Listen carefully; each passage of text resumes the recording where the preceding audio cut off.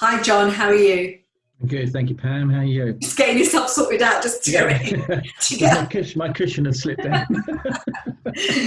Well, you know what? Last time we talked about things to do for a healthy relationship. We talked a little bit about your article and how that can help people at this present moment in time in isolation to Yeah. create a good relationship with their partners, because we know it's going to get to a point of people are going to get frustrated and tensions are going to go high. Mm. So today we're going to talk about do it because you want to. Mm. So we can talk a little bit about what you wrote in the article, but then we also can put that into doing things at home. Last time I spoke about how I've asked my husband to do things and he's been fine. And when I've said to him, you should have done this, why don't you know, it's been not fine. Yeah. So let's talk a little bit about that. You've said that when you started working with clients, you spoke about the importance of compromise. I don't like that Yes. word. No, neither do I. Okay, I that's did good. at the time. I thought it was a good word at the time. Yeah. Yeah, because that's what I was taught as a couples therapist. Yeah. You know, it's important to talk about compromise within the relationships. But the longer that's my kind of experience has gone on, the more that word has become a no-no. Yeah. I use more when I talk to people. I talk to people and I say to them, you both got to step forward to a really good solution for both of you that works. Yeah, Yeah. and sometimes not. Again, Yeah. no, definitely yes, it's a solution that works, but it's sometimes, so the compromise word to me feels like I'm giving something up. Yeah. Definitely. So we don't like to give things up. That's a very negative signal that we send to our brain, and it can make us feel quite resentful, and we don't really want to do it.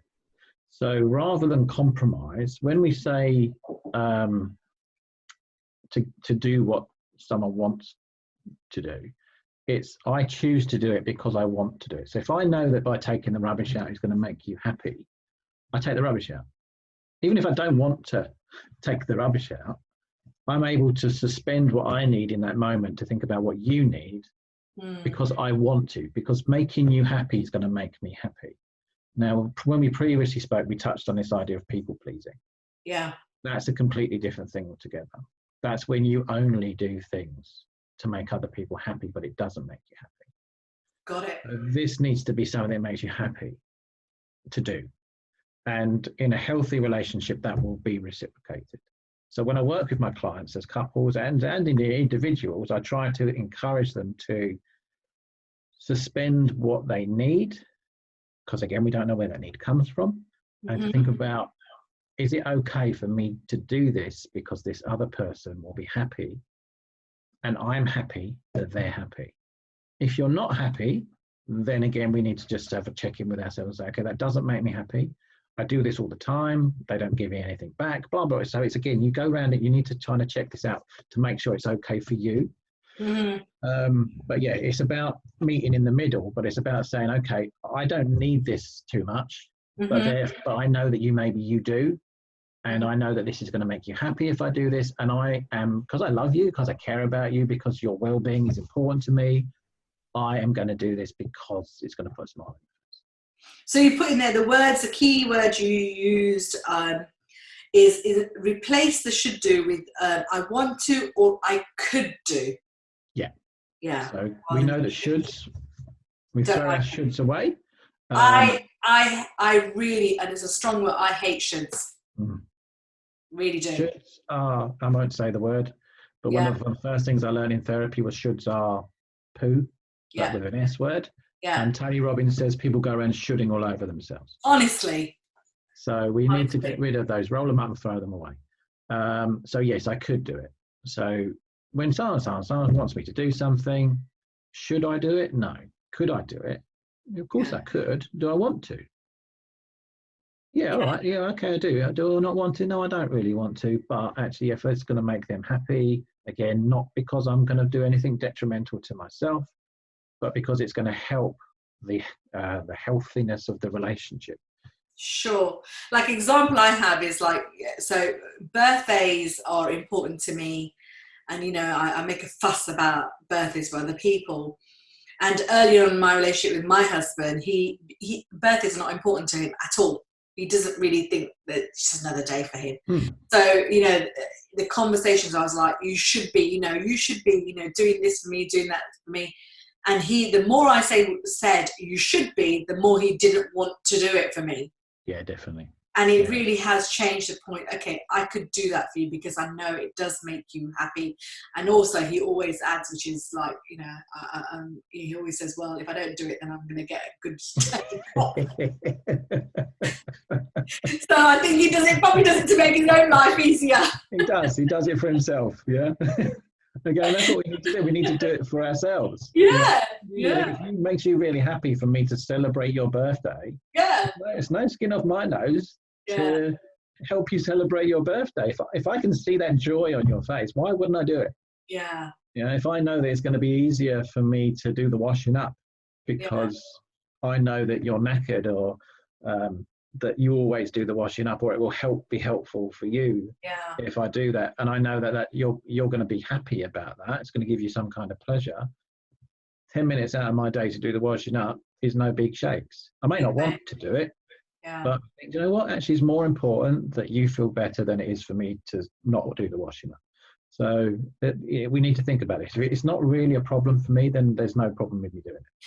I think there could be a fine line there, because when you're talking about doing the washing, I think there's a really fine line there, because I think some people would take advantage of that, and some people would be like end up doing too much. So it's it's a constant communication to have with your partner, and it's a constant checking in with yourself kind of conversation. Is this okay for me? Am I doing it for the right reason? Or am I, it's all those kind of conversations. You've got to keep on having them, don't you? You definitely with yourself. Yeah. Because some of those conversations, again, won't go down well with whoever it is that you're talking to. So if I say to you, blah, blah, blah, well, I've done all that washing up. Again, you're entering into some kind of confrontation or disagreement. Yeah. But if you just think, you know what, I've done the washing up 25 times and they haven't lifted a finger yet. They are taking advantage. They're just letting me do this now because they don't have to. Again, then we go, okay, I'm just not going to do it. Or I sit down and have a conversation. Do you realise that I've done this and you've basically done not very much? Yeah. I did this originally so we could help each other, and I don't feel like you're reciprocating. Something that is not too confrontational or blaming or antagonistic.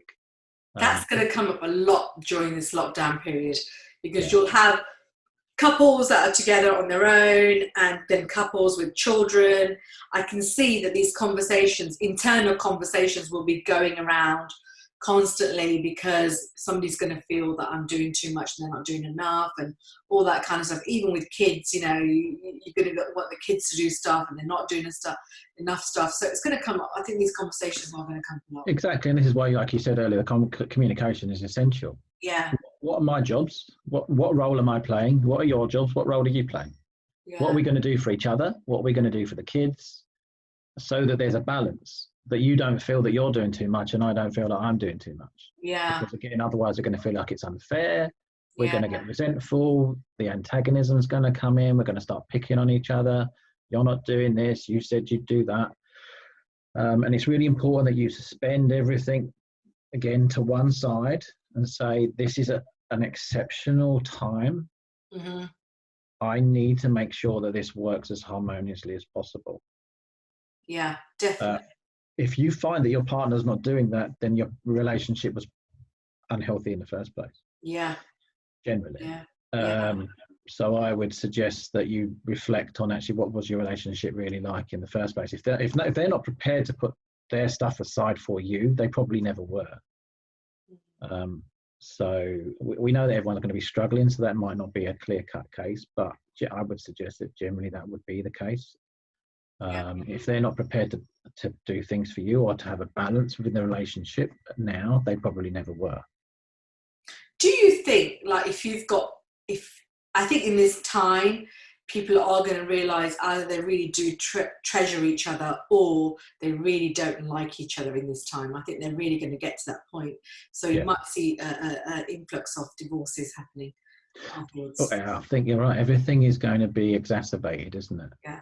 Everything's under the microscope at the moment. Yeah. You're spending 22 hours 20 hours or something of a day with somebody, everything that's right about it will have a light shine upon it, and everything that's wrong about the relationship will also have a light shining upon it as well. Do you think that couples can really turn their relationship around? If they're both willing to do so, yes, of course. Yeah. It needs to come from that space, as we kind of saw this conversation started, really, was just, do I want to do it? What do I want? If I want this relationship to be a success, then it's up to me to make sure that I put in the desired effort. Again, if that's not reciprocated, then there's nothing you can do. Yeah. You can only do what you can do. If that's not coming your way, then, it's never going to work. But if you're both in the same space, and you're saying, do you know what? We're not getting on very well at the moment. What can we do about this? Let's talk about what you need, what I need, what we're doing, what we're not doing. And you want to do that enough, then you can make the relationship a success. Yeah, so important to have those communication conversations. Yeah. So going on to communication. Oh no, have I missed one? Have I missed learn about each other? No, we've done that one, haven't we? Oh no, let's go on to learn about each other. Okay. As you mentioned, in relationships, we talk about a lot about what the other person wants and the perspectives of where we're coming from. You've talked a little bit about the book, about the 5 languages of love, which I absolutely love. Was trying to explain it to my husband, and he got it the other way around. He was like, no. I'm supposed to be doing what I think is right for you. I was like, no, it's not. The language of love. We were talking about our son's birthday again, the point about how he doesn't understand birthdays are really important. And for a 13-year-old, his birthday is super important at 13. Yeah. So just having that conversation, and he quoted the languages of 5 languages of love. I said, you haven't read that book. So you can't quote it because you don't know it. So let's talk a little bit about that book, because I think that is so important at this time to be able to understand each other's love language, so we can just have that moments, even if it's in the evening, like, when couples have finished work and they're sitting down and just chilling and relaxing, or when they've had kids and the kids have gone to bed. Let's talk about how they can understand each other. Yeah, so in a nutshell, I would suggest that you have a primary love language. So you have a way that you like to be shown that you're cared about. If that is given to you by the person that you're with, so if I like to be hugged and kissed a lot, because that makes me feel loved, and the person I'm with hugs and kisses me a lot, I will feel like they love me. If they tell me they love me a lot, then I probably won't feel like they love me very much, because they're not showing me in the way that I feel it. Same with the other way around. If I like to hug and kiss, but they like to be told, and I give them lots of cuddles, I'm never going to understand when they say, I don't feel like you love me. It's because I'm not saying it. So we all have a primary language. We all like all the different things. So we like gestures, we like words, we like affection and touching. We like gifts, and I can't remember what the 5th one is off the top of my head. But we all like those types of things. It will mean something to us in some way. But we have a primary way of feeling that we're cared about. So like you said, with a birthday, your son would have felt like his dad loves him because he remembered his birthday, he spoilt him on his birthday, and showed him that he cared about him on his birthday. Whereas your husband, if someone did that to on his birthday, he'd feel very indifferently about it, and it wouldn't really matter, because that's not how he feels like he's cared about. My husband's acts of service. He likes me to do things for him. Yeah, so on his birthday, if you went around making him breakfast in bed and sort of taking him out somewhere, buying him lunch, or, kind of just making him feel like, which taps into his way of feeling cared about, he'll have a great day. Yeah. If you just bought him a present in the morning and told him that you loved him and did nothing else, he'd be like, well, you don't care. You obviously don't care. So again, a lot of arguments can come up in this situation, can't they? You can see why people would have that conflict, because they're just not understanding. I think as human beings, we think, well, this is what I think is right. So if it's right for my head, it must be right for your heart, kind of thing. Yeah, so that's how they communicate that, not understanding that you're actually communicating to somebody. So when you're in a relationship, you've had a certain upbringing, they've had a certain upbringing, they are going to be reacting to things very different to you do. So it's really important to understand who they are for you to communicate that love. Yeah, and also just to tap into this, it's not necessarily the right thing for you either. Mm-hmm. So if I was a kid and my craving to feel loved came from my mum giving me a kiss and a cuddle, Mm-hmm. but she just bought me a toy, my primary language as I got older might be that I like people to buy me things because that's what my mum did. But actually deep down, what I really need is a hug and a kiss.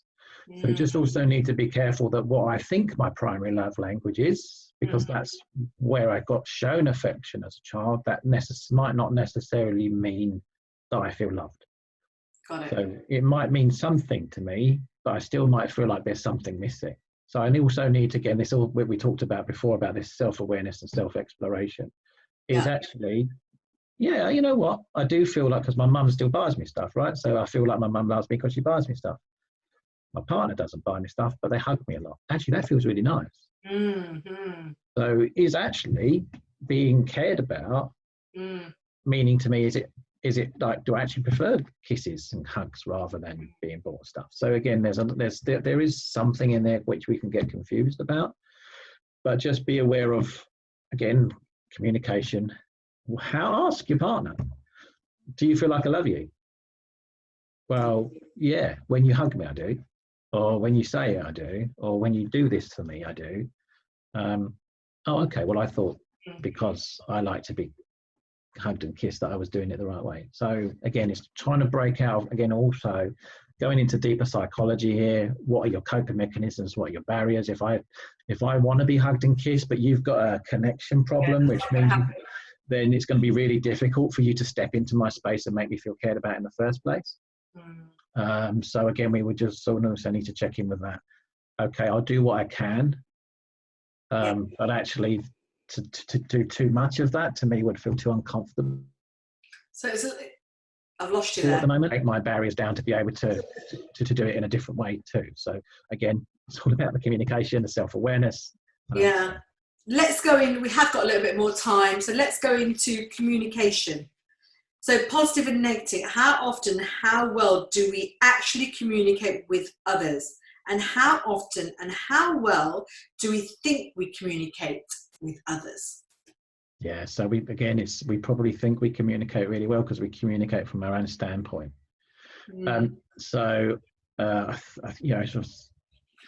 What we have a tendency not to do is be really positive about each other.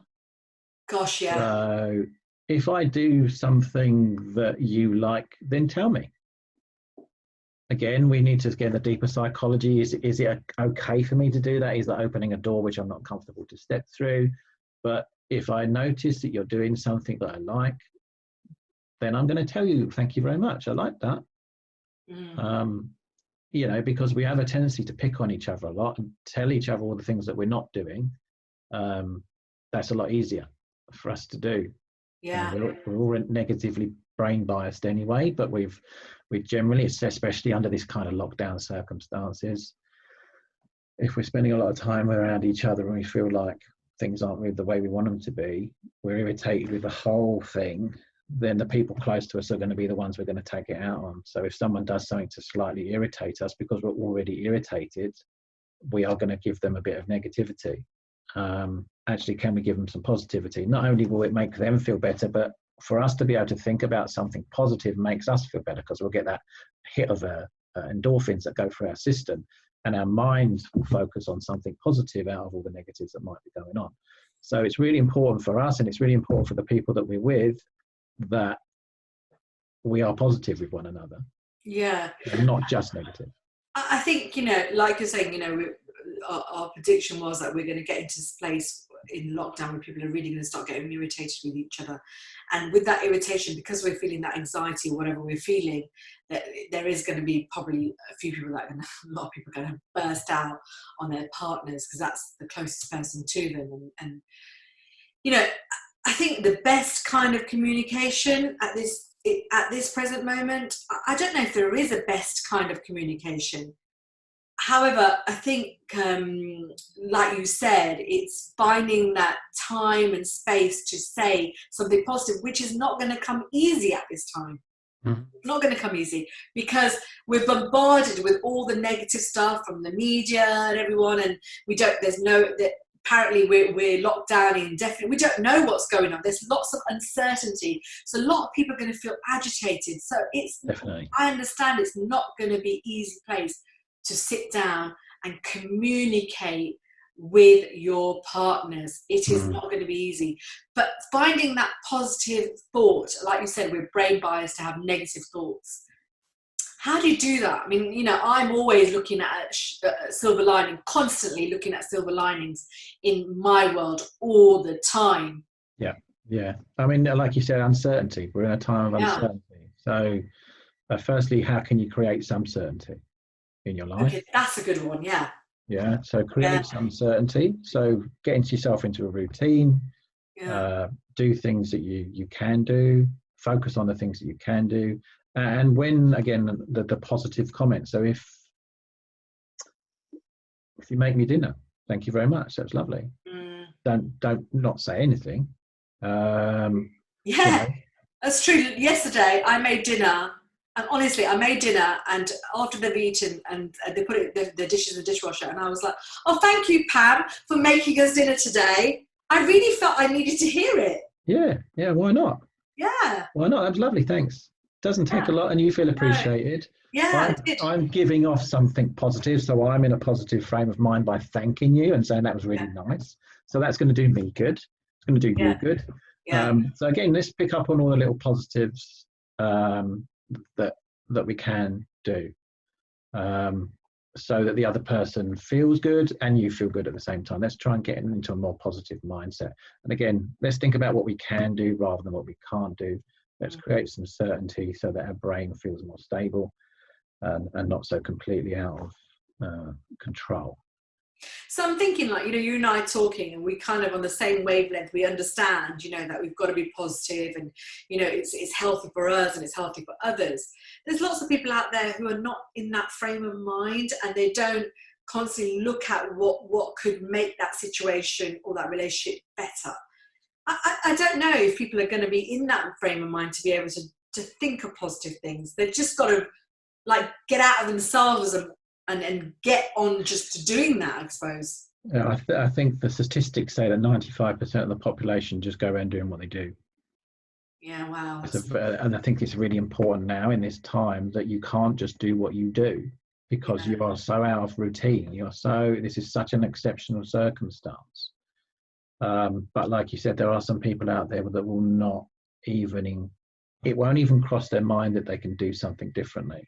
And they will just focus on everything that they usually focus on. So if they're in a negative frame of mind, it's going to be difficult for them to shift that unless they really want to, unless they notice that it's doing them some harm and they want to change it.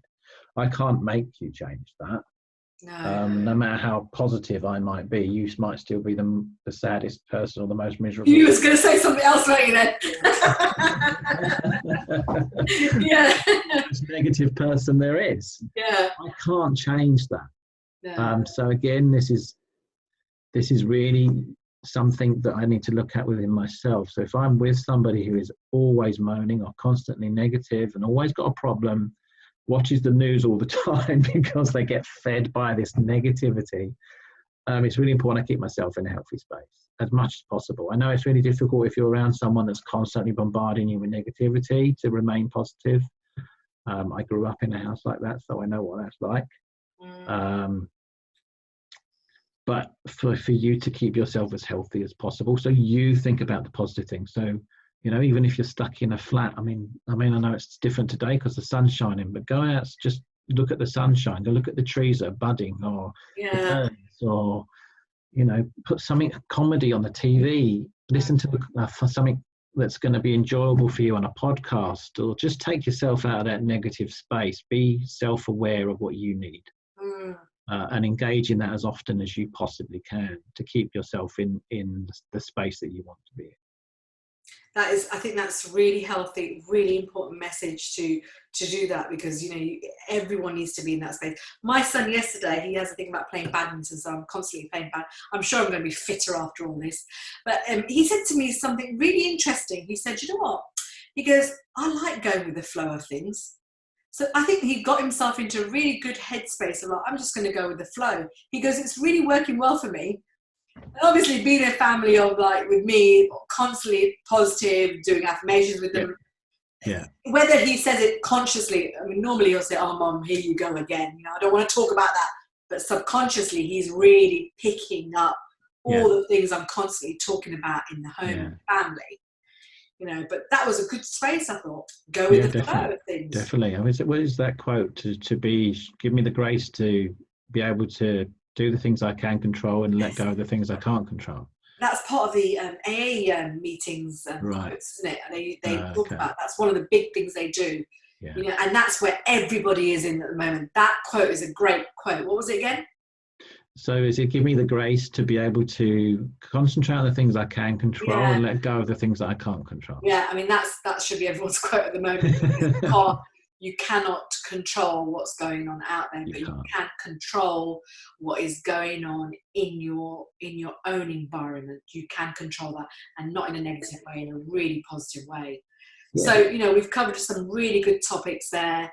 And, you know, I think that if people take them on, I really do think that they will help them to create a really good, healthy relationship. And if they are not in a good, healthy relationship, you've given some tips to them to get through this time.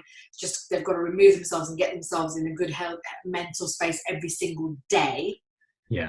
And consistency is key. Yeah, key. Consistency is key. If you want to be positive, if you want to change things in your own life, everything's got to be consistent. Mm-hmm. It's been a consistent pattern that's got you into the negative space in the first place. Sure. So to create a positive space, that needs to be consistent.